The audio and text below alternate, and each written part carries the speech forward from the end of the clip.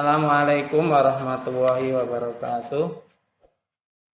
Anak sekalian, alhamdulillahirrahmanirrahim, puji syukur pada Allah Ta'ala. Hari ini kita kembali bisa melakukan pembelajaran, di mana hari ini kita masuk ke tema 3G, subtema 2, pembelajaran pertama. Allah berfirman dalam surat Al-A'raf ayat 31. أعوذ بالله من الشيطان الرجيم يا بني آدم خذوا زينتكم عند كل مسجد وكلوا واشربوا ولا تسرفوا إنه لا يحب المسرفين. Wahai anak cucu Adam, pakailah pakaianmu yang bagus pada setiap memasuki masjid. Makan dan minumlah, tetapi jangan berlebihan. Sungguh Allah tidak menyukai orang-orang yang berlebihan. Di sini Allah sudah memberikan rambu-rambu kepada kita, makhluknya, bahwasanya setiap kali kita melakukan peribadatan, terutama sholat di masjid ataupun di rumah, kita diminta untuk memakai pakaian yang paling bagus. Kemudian di saat kita makan dan minum, jangan terlalu berlebihan. Allah menyukai orang-orang yang tidak melebih-lebihkan. Pembelajaran kita hari ini yang berkaitan dengan satu, bahan dasar pakaian, 2, ide pokok teks, dan kita yang ketiga akan belajar tentang simetri lipat. Dan yang keempat nanti kita nyambung dengan gerak tari. Pembelajaran kita yang pertama, bahan dasar pakaian. Ada 5 jenis bahan dasar pakaian dan cara merawatnya. Ini adalah gambar tentang pembuatan kain dengan bahan dasar katun.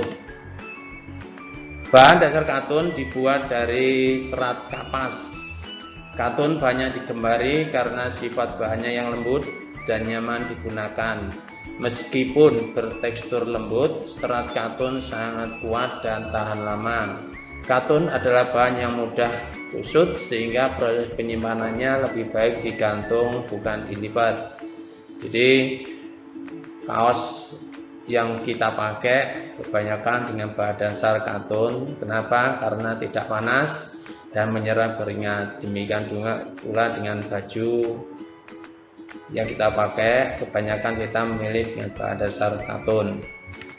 Kemudian jenis pakaian berikutnya di binatang domba. Domba ini yang diambil adalah kulitnya yang dipakai untuk baju, yang dinamakan dengan wool. Wool yang umumnya terbuat dari bulu domba merupakan bahan yang kerap digunakan untuk pakaian hangat atau sweater. Cara merawatnya, gunakan air dengan suhu dingin dan hindari proses kucek terlalu keras serta tidak perlu diperlas terlalu kencang. Untuk proses penjemuran, cukup letakkan di bidang datar dengan alas handuk. Hindari penggunaan gantungan ketika menjemur dan menyimpan pakaian wool dengan menggantung akan merusak bentuk pakaian. Ini berbeda kalau dengan katun, nyimpannya harus dengan digantung. Kalau wool tidak perlu digantung. Ini memang bahan dasar mempengaruhi dari cara kita merawat. Jadi kita perlu tahu sehingga pada saat kita merawat, kita harus benar-benar perhatikan agar pakaian yang kita punyai ini awet. 5 jenis bahan yang ketiga ya ini adalah sutra. Ini Baju dengan bahan dasar sutra, jika mencuci hindari penggunaan sikat karena dapat merusak bahan dasar kain. Selain itu, jangan memeras dengan bahan sutra dengan memelintir pakaian, tetapi menekan pakaian dari atas ke bawah. Jadi baju dengan bahan dasar sutra ini dari kepompong ulat yang mengeluarkan lendirnya itu atau air liur, itu dipakai untuk bahan dasar baju dengan bahan dasar sutra ini. Cara merawatnya memang agak susah agar lebih awet dalam perawatan, sehingga kalau digunakan akan lebih enak. Yang ketiga, nilon. Sebagai kain berbahan dasar sintetis, nilon dikenal karena sifat bahannya yang mudah menyerap warna pakaian lain dan rentan terkena luntur. Pisahkan baju berbahan dasar nilon dari bahan-bahan lainnya, terutama pakaian berwarna terang atau putih. Jadi kalau kita punya baju dengan bahan dasar nilon atau sintetis yang mudah melar, ini kita harus hati-hati di saat mencuci sebab gampang luntur pewarnaannya. Yang terakhir ini adalah chiffon.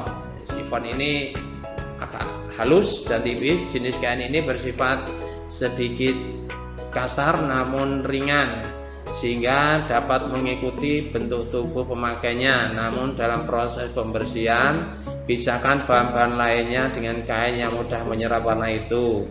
Jadi chiffon ini biasanya dipakai untuk ibu-ibu atau remaja putri sebab kainnya lebih tipis dan cocok kalau digunakan untuk ibu-ibu. Sekarang kita menginjak ke pembelajaran kedua, yaitu ide pokok teks. Di buku tema 2 itu di halaman 46 ini ada buku dengan cerita bahan dasar pakaian. Kita akan mencari ide pokok dari tiap paragraf. Jadi itu paragraf pertama, informasi bacaan pada paragraf pertama. Paragraf pertama ini ada di atas sendiri. Informasi yang kita dapat dari paragraf pertama, yakni pakaian merupakan kebutuhan utama manusia selain makanan dan tempat tinggal. Kalau kita baca secara keseluruhan, pakaian merupakan kebutuhan utama manusia selain makanan dan tempat tinggal. Pakaian digunakan untuk melindungi tubuh dari kotoran, debu, udara panas, dan udara dingin. Informasi yang kita dapat adalah bahwasanya pakaian merupakan kebutuhan utama manusia selain makanan dan tempat tinggal. Sekarang kita masuk ke paragraf kedua. Apa informasi yang dapat kita peroleh? Kita loncat ke paragraf ketiga. Contohnya ini paragraf ketiga, ini bunyinya, jika udara dingin sebaiknya menggunakan baju hangat seperti sweater. Sweater dibuat dari bahan wol yang berasal dari bulu domba. Bulu domba memiliki serat tebal dan mampu menghangatkan tubuh. Informasi yang kita peroleh pada paragraf ketiga, jika udara dingin sebaiknya menggunakan baju hangat seperti sweater. Sweater dibuat dari bahan wol yang berasal dari bulu domba. Ini di pokok yang ada di paragraf ketiga. Jadi nanti kalian bisa mencari dari modul yang ada, ide di pokok apa atau informasi apa yang ada di setiap paragrafnya. Sekarang masuk pembelajaran yang ketiga, yaitu tentang simetri lipat. Simetri lipat adalah jumlah lipatan yang dapat dibentuk oleh suatu bidang datar menjadi dua bagian yang sama besar. Untuk mencari simetri lipat dari suatu bangun datar, maka dapat dilakukan dengan membuat percobaan dengan membuat potongan kertas yang ukurannya mirip dengan yang akan diuji coba. Lipat-lipat kertas tersebut untuk menjadi dua bagian sama besar. Jika suatu bangun dilipat menjadi dua sehingga lipatan yang satu dapat menutup bagian yang lain dengan tepat, maka dikatakan bangun tersebut memiliki simetri lipat. Nah, ini contoh gambarnya. Jika dilipat sama besar, nah ini maka hasilnya segitiga sama kaki hanya bisa dilipat menjadi dua sekali lipatan, berarti itu. Jadi kalian perhatikan gambarnya, nanti bisa dilihat cara menggunakannya. Nah, ini tabel mengenai jumlah simetri lipat di masing-masing bangun datar. Segitiga sama kaki, simetri lipatnya ada 1 seperti yang digambar tadi. Segitiga sama sisi, simetri lipatnya 3. Persegi panjang ada 2 simetri lipat. Persegi ada 4 simetri lipat. Segitiga siku-siku ada 1 simetri lipat. Layang-layang 1 simetri lipat. Sedang belah ketupat ada 2 simetri lipat. Sekarang kalian perhatikan proses cara kita masuk ke gerak tari. Nah, pada pelajaran SPDB pada bab Ayo Mengamati dicontohkan gerak tari dengan posisi berdiri, gerak tarian pendek dengan iringan lagu Pelangi-Pelangi. Nah, ini nanti kalian bisa lihat di tema 3G di halaman 51. Ada 6 gerakan, nanti Ustadz contohkan di video. Ini gerakan pertama, gerakan kedua nanti diiringi dengan syair Pelangi-Pelangi alangkah indahmu. Gerakannya kaki kiri jinjit di samping kaki kanan, kedua tangan ke atas diayun ke samping kanan. Gerakan kedua, kaki kanan jinjit di samping kaki kiri, kedua tangan ke atas diayun ke samping kiri. Berikutnya gerakan ketiga dan keempat kemudian diiringi dengan merah kuning hijau di langit yang biru. Ada 2 gerakan. Gerakan ketiga, kaki kiri jinjit di samping kaki kanan, kedua tangan diayun ke samping kanan setinggi bahu. Sedang gerakan keempat, kaki kanan jinjit di samping kaki kiri, kedua tangan diayun ke samping kiri setinggi bahu juga. Jadi gerakannya berlawanan seperti gerakan yang ketiga. Sekarang masuk gerakan kelima dan keenam, nanti diiringi dengan lagu yang terakhir, Pelangi-Pelangi ciptaan Tuhan. Gerakan kelima, kaki kiri ke depan, kaki kanan di tempat, kedua tangan ke depan setinggi bahu, kepala digeleng ke kanan. Jadi berlawanan dari kaki yang maju ke depan. Diiringi syair pelukismu agung, siapa gerangan. Kemudian kaki kanan ke depan dan kaki kiri tempat untuk gerakan keenam. Kedua tangan tetap di depan setinggi bahu, kepala digeleng ke kiri. Nah, ini. Kemudian kembali ke gerakan awal, gerakan 1-2 dengan lagu Pelangi-Pelangi ciptaan Tuhan. Ini gerakan tari untuk pembelajaran SPDB sesuai di buku tema halaman 51. Insya Allah kalian bisa, kemudian bisa dilihat video yang Ustadz contohkan.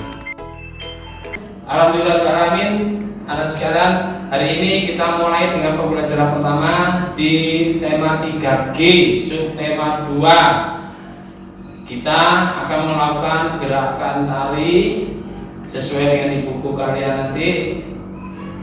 Tutorialnya silahkan lihat di buku. Tapi sebelumnya mari kita buka kegiatan kita hari ini dengan bacaan basmalah. Bismillahirrahmanirrahim. Ada 8 gerakan yang nanti kita lakukan dan akan kita iringi dengan lagu Pelangi-Pelangi. Kita mulai dari sekarang.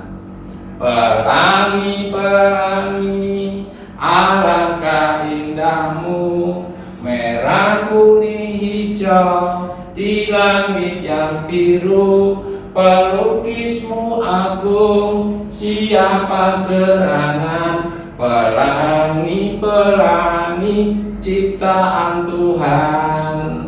Insya Allah kalian bisa gerakan ini. 8 gerakan diri dengan lagu Pelangi-Pelangi.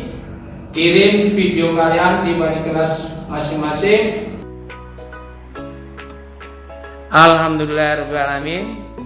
Sampai di sini pembelajaran kita.